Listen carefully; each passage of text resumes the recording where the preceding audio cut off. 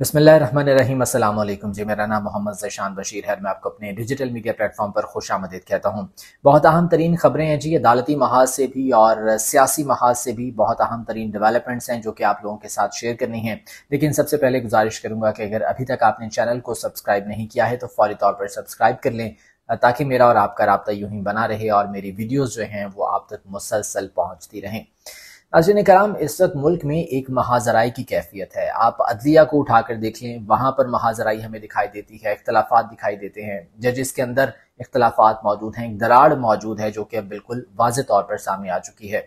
Parliament को आप देख लें, वहाँ पर क्या सूरत हाल है। इदारों के दरमियान इस वक्त महाजराई की कैफियत देखी जा रही है, एक इदारा दूसरे इदारे के सामने है।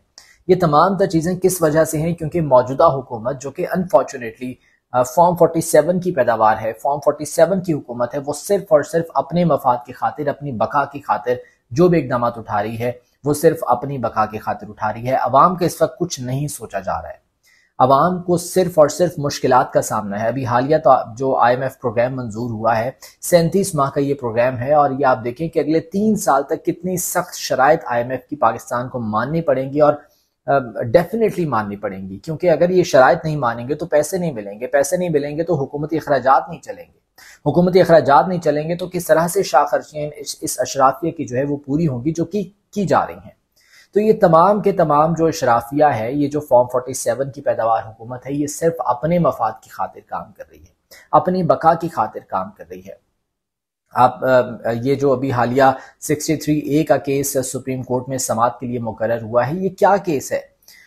वही जमातें जो कि फ्लोर क्रॉसिंग को बुरा कहती थी, वही जमातें जो कि हॉर्स ट्रेडिंग को बुरा कहती थी, आज वो इस दर पे हैं कि इसको जायज़ करार दिलवाया जाए और अदालत भी इसमें आगे आगे है। जस्टिस काजी फायज ईसा साहब ने ये केस मुकर्रर कर दिया है 63A का। 5 रुकनी बेंच है जो कि इसकी समाअत करने के लिए जा रहा है और इनमें से 2 जजेस वो हैं जो कि ऑलरेडी अपना माइंड अप्लाई कर चुके हैं, इस केस की मुखालफत कर चुके हैं। जब साबिक चीफ जस्टिस उमरता बंदियाल की सरबराही में बेंच बना था तो उसमें जस्टिस जमाल खान मंदोखेल भी शामिल थे और जस्टिस मजहर आलम मियां खेल भी शामिल थे, जिन्होंने 63A की केस में उस वक्त मुखालफत की थी। उस वक्त जो है वो इन्होंने इख्तलाफी नोट दिया था। अब दोबारा से एक नया बेंच बना है और उसमें भी यही दोनों जजेस शामिल हैं, जस्टिस जमाल मंदोखेल और जस्टिस मजहर आलम मियां खेल।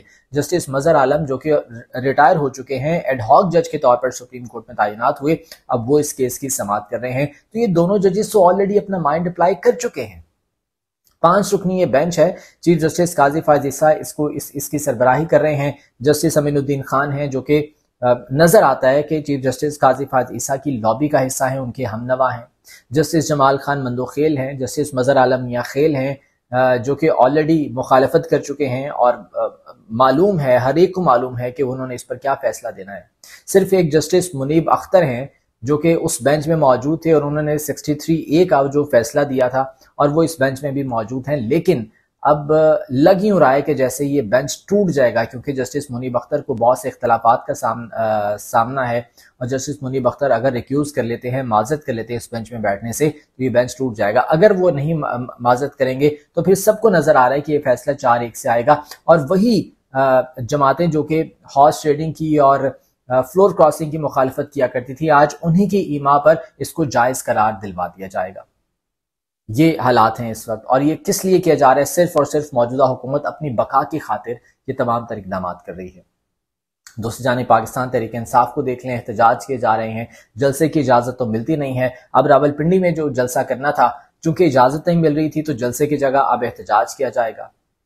अगर जलसे की इजाज़त मिलती भी है तो शहर से कहीं दूर जो है वो जलसे की इजाज़त देते हैं, दोपहर 2 बजे का वक्त रखते हैं। इतनी गर्मी में दोपहर 2 बजे का वक्त किसने आना है जलसे में?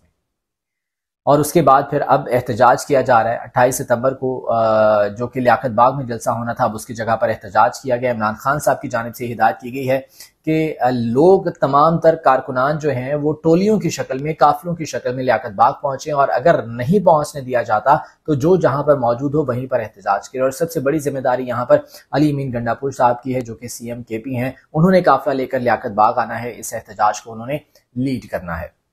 और इमरान खान साहब ने जो गैर रस्मी गुफ्तगू की है और उसमें उन्होंने बहुत ज़्यादा जो है वो अहम बातें की हैं। उन्होंने चीफ जस्टिस काजी फायज ईसा साहब के हवाले से बात की है। कहते हैं कि قاضی فائز عیسیٰ جیسی حرکتیں کر رہے ہیں مجھے وہ ذہنی طور پر تندرست نہیں لگتا۔ اور آبویسلی یہ تمام تو چیزیں آپ دیکھ لیں حالیہ دنوں میں جو سامنے آئی ہیں، چیف جسٹس قاضی فائز عیسیٰ صاحب اپنی ایکسٹینشن کی خاطر کیا کچھ وہ کر رہے ہیں، ترامیم جو کہ امینڈمنٹس، کانسٹیٹیوشنل امینڈمنٹس کی بات کی جا رہی ہے، ہر حال میں وہ منظور کروانی ہے۔ یہ شاید ٹاسک ہے چیف جسٹس قاضی فائز عیسیٰ کے پاس، اور اس کے لیے 2/3 میجورٹی حکومتی اتحاد کو دلوانا ہے۔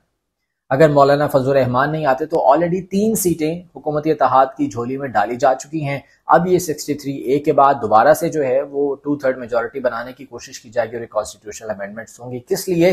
کیونکہ چیف جسٹس قاضی فائز عیسیٰ اور یہ حکومت یہ اس موجودہ جو ایک نااہل سسٹم ہے اس کو کنٹینیو رکھنا چاہ رہے ہیں۔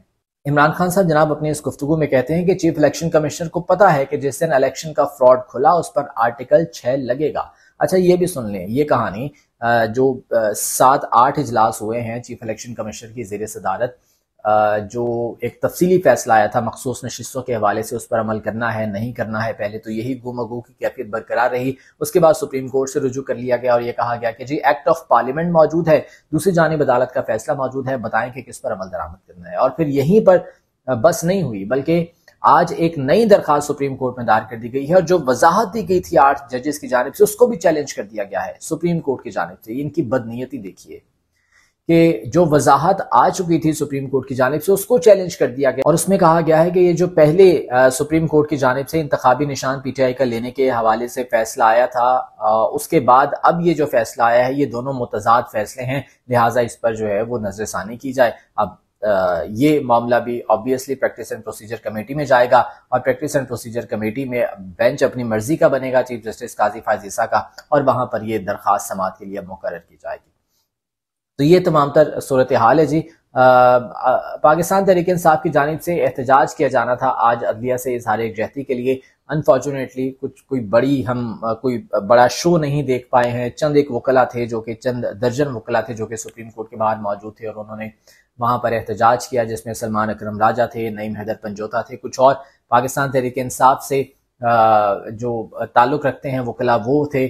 لیکن اتنی کم تعداد میں وہاں پر وکلا کا آنا یہ بھی ایک بہت بڑا سوالیہ نشان ہے۔ کیا پاکستان تحریک انصاف کے اندر مخالفتیں موجود ہیں؟ کیا پاکستان تحریک انصاف کے اندر ڈفرینس آف اوپینین موجود ہے جس کی وجہ سے یہ بڑا شو نہیں کر پا رہے؟ آج یہ جو احتجاج تھا، ہونا تو یہ چاہیے تھا کہ بہت بڑی تعداد میں یہاں پر وکلا آتے، انصاف لائرز فورم سے تعلق رکھنے والے وکلا یہاں پر آتے، اس احتجاج میں شامل ہوتے، اپنا احتجاج ریکارڈ کرواتے، لیکن ایسا نہیں ہو سکا۔ تو پاکستان تحریک انصاف کو بھی اپنے گریبان میں جھانکنے کی ضرورت ہے، دیکھنے کی ضرورت ہے کہ کہاں پر کمیاں ہیں، کوتاہیاں ہیں۔ آپ دیکھ لیں کہ جب میاں نواز شریف جیل میں تھے تو کیسے میڈیا پر آ کر مسلم لیگ نون کے جو رہنما تھے، جو لوگ تھے، میڈیا ٹاکس ہو رہی ہیں اور سب کچھ ہو رہا ہے، اور ویسے تو میاں نواز شریف زیادہ دیر جیل میں رہتے بھی نہیں تھے، طبیعت ان کی خراب ہو جاتی تھی، انہیں اسپتال منتقل کر دیا جاتا تھا، کہا جاتا تھا کہ جی پتہ نہیں کیا ہو گیا ہے میاں نواز شریف کو، بس وہ آخری سانسوں میں ہیں، انہیں جو ہے وہ باہر بھیجنا ہے، اور اس کے لیے تمام تر اقدامات بھی کیے جا رہے تھے۔ لیکن یہاں پر پاکستان تحریک انصاف کے جو بانی لیڈر ہیں عمران خان صاحب، 1 سال انہیں ہو گیا، میں وہ ڈیٹیلز بھی آپ کے سامنے رکھتا ہوں، 1 سال انہیں ہو گیا اس وقت جو ہے وہ جیل میں ہیں، لیکن آپ دیکھ لیں کہ ان کے جو کارکنان ہیں انہیں باہر نہیں نکلنے دیا جاتا، اگر وہ باہر نکلتے ہیں تو ان پر کیسز کر دیے جاتے ہیں، انہیں جلسہ کرنے کی اجازت نہیں ہے، انہیں جو ہے وہ احتجاج کرنے کی اجازت نہیں ہے، کنٹینرز لگا دیے جاتے ہیں، راستے بند کر دیے جاتے ہیں۔ لیاقت باغ کی صورتحال آپ دیکھ لیں راولپنڈی میں، جس طرح سے وہاں پر کنٹینرز لگا کر راستے بند کر دیے گئے ہیں، دفعہ 144 شہر میں نافذ کر دی گئی ہے، صرف اس وجہ سے کہ پاکستان تحریک انصاف نے اپنے احتجاج کا اعلان کر رکھا تھا۔ عمران خان صاحب کے جناب 365 دن جو ہے وہ جیل میں پورے ہو گئے ہیں، اور بہت اہم تفصیلات اس حوالے سے سامنے آئی ہیں۔ اڈیالہ جیل میں 365 دنوں میں 180 سے زائد جیل ٹرائل ان کی سماعتیں ہوئی ہیں۔ اس کے علاوہ انہوں نے پارٹی رہنما اور وکلا سے تقریباً 100 سے زائد ملاقاتیں کی ہیں ان 365 دنوں میں۔